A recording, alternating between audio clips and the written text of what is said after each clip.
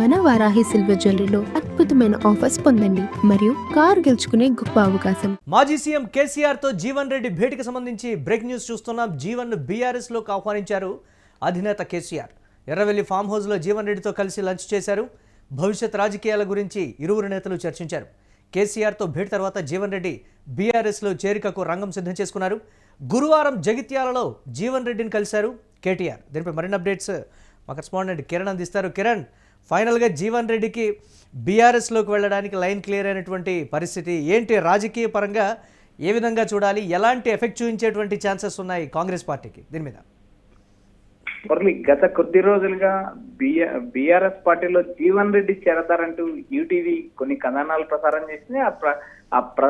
ఏవైతే యూటీవీ ప్రసారం చేసిన కథనాలు నిన్నటికే నిజమయ్యాయని చెప్పొచ్చు. ఎందుకంటే నేరుగా ఏదైతే బీఆర్ఎస్ పార్టీ వర్కింగ్ ప్రెసిడెంట్ గా ఉన్న కేటీఆర్ జీవన్ రెడ్డి ఇంటికి వెళ్లి స్వయంగా పార్టీలోకి ఆహ్వానించారు.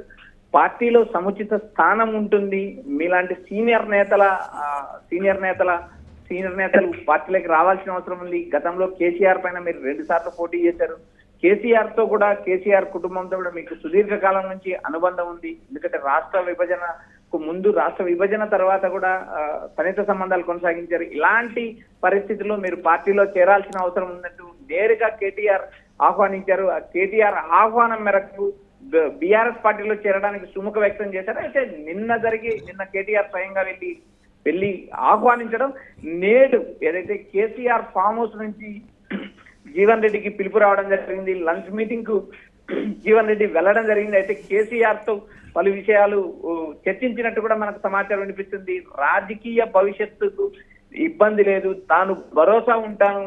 జగిత్యాల అంటే జీవన్ రెడ్డి అంటే జగిత్యాల నియోజకవర్గం మీ చేతుల్లోనే ఉంటుంది. నియోజకవర్గాల డీలిమిటేషన్ జరిగినా కూడా మరో స్థానం కూడా ఇచ్చే అవకాశాలు ఉన్నాయంటూ కేసీఆర్ స్పష్టంగా జీవన్ రెడ్డికి స్పష్టంగా చెప్పారనే ఒక సమాచారం అయితే మనకు వినిపిస్తుంది. అయితే సుదీర్ఘకాలం కాంగ్రెస్ పార్టీలో దాదాపు 4 దశాబ్దాలు 42 సంవత్సరాలు పాటు కాంగ్రెస్ లో కొనసాగారు. అయితే ఇటీవల బీఆర్ఎస్ నుంచి గెలిచిన సంజీవ్ కుమార్ కాంగ్రెస్ లో చేరడం, రేవంత్ రెడ్డి ప్రాముఖ్యత ఇవ్వడం, ఏదైతే స్థానిక ఎన్నికల్లో జీవన్ రెడ్డి వర్గం ఎక్కువ సీట్లు గెలిచినప్పటికీ కూడా మున్సిపల్ చైర్మన్ స్థానం దక్కకపోవడం, ఇలా వరుస సంఘటనలు జీవన్ రెడ్డిని ఉక్కిరిబిక్కిరి చేశాయి.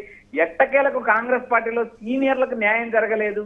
కాంగ్రెస్ పార్టీపై నా పోరాటం కొనసాగుతుంది, రేవంత్ రెడ్డిని దించడమే నా లక్ష్యం అంటూ ఇప్పటికే జీవన్ రెడ్డి ప్రకటించారు. ఆ నేపథ్యంలో భాగంగా ఏదైతే బీఆర్ఎస్ శ్రేణులు నేరుగా జీవన్ రెడ్డిని పార్టీలో ఆహ్వానిస్తున్నాయి. ఒక పోరాట యోధుడు, ఒక ఫైటర్ పార్టీలోకి వస్తే ఉమ్మడి కరీంనగర్ జిల్లాలో ఆ పార్టీ బలం పెరుగుతుంది. జగిత్యాలలో మరోసారి బీఆర్ఎస్ జెండా ఎగిరే అవకాశాలు ఉన్నాయంటూ బీఆర్ఎస్ పార్టీ అంచనాలు.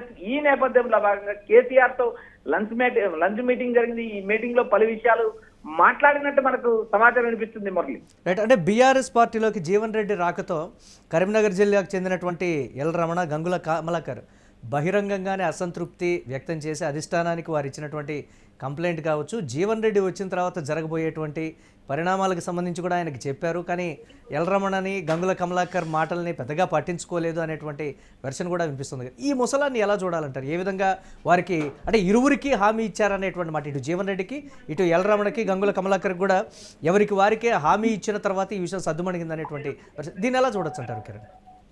మురళి, ఇక్కడ ప్రధానంగా జాతీయ పార్టీలకు, ప్రాంతీయ పార్టీలకు చాలా వ్యత్యాసం ఉంటుంది. ప్రాంతీయ పార్టీల్లో పార్టీ అధినేత చెప్పిందే ఫైనల్. ఇక్కడ వ్యక్తిగత అభిప్రాయాలకు దాదాపు స్థానం ఉండదు. ఎందుకంటే ఇక్కడ ప్రధానంగా ఎల్ రమణ కావచ్చు, ఎమ్మెల్సీగా ఉన్నారు. గంగుల కమలాకర్ గతంలో మంత్రిగా చేశారు.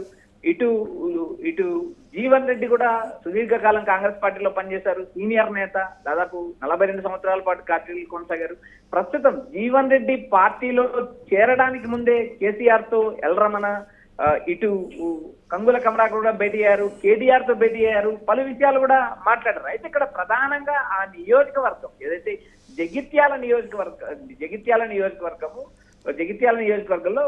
జీవన్ రెడ్డి పోటీ చేయడానికి కానీ, జీవన్ రెడ్డి కుటుంబ సభ్యులు పోటీ చేయడానికి కానీ ఎలాంటి ఇబ్బంది లేదు. స్థానికంగా ఉన్న నేతలతో కొంతమేరకు వేరే పార్టీల్లో ఉన్నప్పుడు ఇబ్బందులు తలెత్తడం సహజం. అయితే జీవన్ రెడ్డి లాంటి నేత పార్టీలో చేరినప్పుడు ఇలాంటి చాలా చిన్న విషయాలు అనేది బీఆర్ఎస్ పార్టీ అధిష్టానం భావించింది. ఆ నేతలతో కూడా సంప్రదింపులు జరిపింది. అయితే ఆ నేతలు మీడియా సమాచారం మేరకు ఏదైతే వ్యతిరేకిస్తున్నారంటూ ప్రచారం నడిచినప్పటికీ ఏదైతే జీవన్ రెడ్డి మీటింగ్ అయ్యే ముందర కూడా కేసీఆర్ తో భేటీ అయ్యారు. జీవన్ రెడ్డితో కలిసి పనిచేస్తామని స్పష్టమైన క్లారిటీ ఇచ్చారు. కాంగ్రెస్ ఏదైతే అధికార పార్టీ నుంచి ప్రతిపక్ష పార్టీకి వలసలు వచ్చేటప్పుడు ఖచ్చితంగా ఆహ్వానించాల్సిన అవసరం ఉంది. జీవన్ రెడ్డి రావడం వల్ల బీఆర్ఎస్ కది ప్లస్ అవుతుందంటూ ఇటు కేసీఆర్, అటు హరీష్ రావు, ఇటు కేటీఆర్ నేరుగా నేతలకు చెప్పిన పరిస్థితి ఉంది. ఇలాంటి పరిస్థితిలో గంగుల కమలాకర్ కావచ్చు, ఇటు ఎల్రమణ కావచ్చు, వారు వ్యతిరేకించే పరిస్థితి అయితే ఉండదు. ఎందుకంటే రాజకీయాల్లో శాశ్వత శత్రువులు, శాశ్వత మిత్రులు ఉండరు. ఇలాంటి పరిస్థితుల్లో నేరుగా జీవన్ రెడ్డికి కేసీఆర్ ఫామ్ హౌస్ నుంచి ఆహ్వానం అందింది. లంచ్ మీటింగ్ వెళ్ళారు, విద్యాసాగర్ రావుతో కలిసి లంచ్ మీటింగ్ వెళ్ళారు, పలు విషయాలు వెల్లడించారు. నేరుగా ఏదైతే నియోజకవర్గంలో మీరే ఇన్ఛార్జ్ కొనసాగుతారు, రాబోయే రోజుల్లో కాంగ్రెస్ ప్రభుత్వంపై పోరాటం చేయండి కేసీఆర్ నేరుగా భరోసా ఇచ్చిన నేపథ్యం. ఇలాంటి పరిస్థితుల్లో ప్రాంతీయ పార్టీలో చిన్న చిన్న విభేదాలు ఉండడం సహజం. అయితే ఒకే గూటికి వచ్చినప్పుడు ఈ విభేదాలు సమస్య అవకాశాలు ఉన్నాయి కదా. ఆ నియోజకవర్గంలో కిరణ్ ఆ నియోజకవర్గంలో పర్టికులర్గా సంజయ్ కూడా కాంగ్రెస్తో ఏ విధంగా ఉంటున్నారో బీఆర్ఎస్తో కూడా అదే విధంగా ఉంటున్నారు, ఇరు పార్టీలతో సమానంగా టచ్లో ఉన్నారనేటువంటి ఒక వెర్షన్. ఎన్నికల సమయానికి ఈక్వేషన్స్ అన్నీ కూడా మారిపోతాయి అనేటువంటి మాట. ఆ నియోజకవర్గానికి సంబంధించి దాన్ని ఎలా చూడొచ్చు అంటారు మనం? మురళి, రాజకీయాల్లో శాశ్వత శత్రువులు, శాశ్వత మిత్రులు ఉన్నారనేది మనం ఇందాక కూడా మాట్లాడుకున్నాం. ఇక్కడ ప్రధానంగా బీఆర్ఎస్ పార్టీ నుంచి కాంగ్రెస్ పార్టీకి సంజీవ్ కుమార్ వెళ్ళారు. అది ఎవరు అవునన్నా ఎవరు కాదన్నా వాస్తవం. మరో అంశం ఏంటంటే ఇక్కడ ప్రధానంగా సంజీవ్ కుమార్ ఏదైతే కేసీఆర్ కుమార్తె కవితకు ప్రధాన అనుచరుడు. ఇక్కడ కవిత నేరుగా కాంగ్రెస్ పార్టీ అధిష్టానంతో కుమ్మక్కైందంటూ బీఆర్ఎస్ పార్టీ ఆరోపిస్తుంది, బీఆర్ఎస్ పార్టీ నేరుగా విమర్శించింది.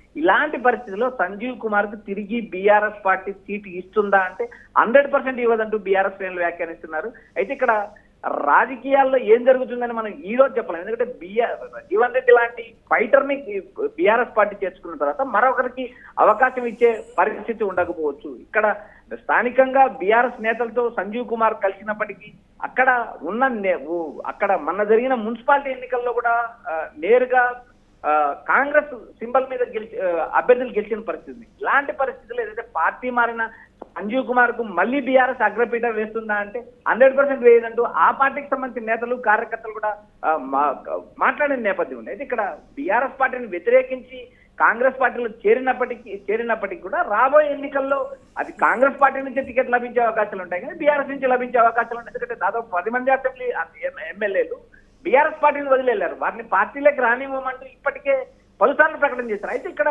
ఒక్క విషయాన్ని మనం మాట్లాడుకోవాల్సిన నేపథ్యం ఉంది. ఎందుకంటే నేరుగా గూడెం మహిపాల్ పటాన్ చెరువు ఎమ్మెల్యే స్థానిక ఎన్నికల్లో బీఆర్ఎస్ కు పనిచేసి తిరిగి ఆయన బీఆర్ఎస్ కండువా కప్పుకునే అవకాశాలు స్పష్టంగా కనిపిస్తున్నాయి. ఎందుకంటే మొన్న జరిగిన ఎన్నికల్లో హరీష్ రావుతో కలిసి పనిచేయడం కావచ్చు, బీఆర్ఎస్ శ్రేణులతో కలిసి పనిచేయడం కావచ్చు, ఆ నియోజకవర్గంలో 5 మున్సిపాలిటీలు గెలిపించి సత్తా చాటదంతా ఆయనకు బీఆర్ఎస్ కి లైన్ క్లియర్ అయింది. మిగిలిన 9 మంది ఎమ్మెల్యేలకు బీఆర్ఎస్ పార్టీ తిరిగి ఆహ్వానించి ఎమ్మెల్యే సీట్ ఇచ్చే పరిస్థితి ఉన్నదంటే బీఆర్ఎస్ పార్టీ నేతలు వ్యాఖ్యానిస్తున్నారు. Murali, right, thanks for updates Kiran.